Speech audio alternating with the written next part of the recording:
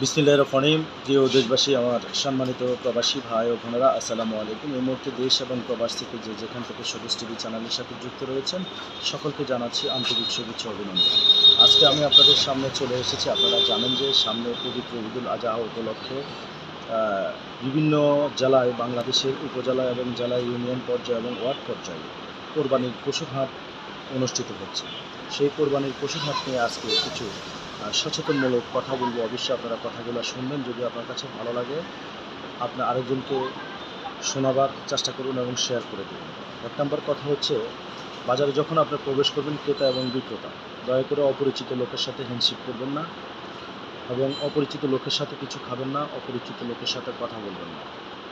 ২ নম্বর কথা হচ্ছে, বাজারে ঢোকার পরে আপনার ক্রেতা বিক্রেতা দুজনেই মাথায় রাখবেন মানিব্যাগ, টাকা এবং মোবাইল সেভে রাখবেন। ৩ নম্বর কথা হচ্ছে, বাজারে প্রচণ্ড কিন্তু জাল নোট এসেছে। ঈদকে সামনে রেখে আপনারা জাল নোট থেকে বিরত থাকবেন এবং ক্রেতাও টাকাগুলো দেখে নেবেন এবং বিক্রেতাও কিন্তু টাকাগুলো চেক করে নেবেন।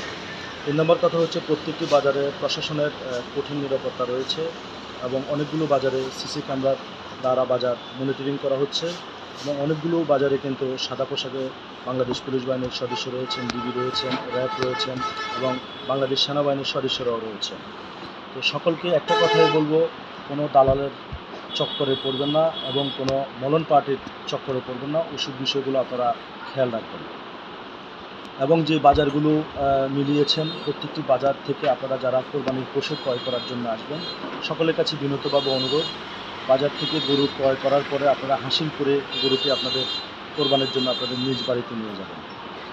এই রুলসগুলো অবশ্যই সবাই মেনে চলবেন এবং সবাই ভালো থাকবেন এবং সবাই সুস্থ থাকবেন এবং সকলের সুস্বাস্থ্য কামনা করছি। আল্লাহ হাফেজ। লাল সবুজের বাংলাদেশ।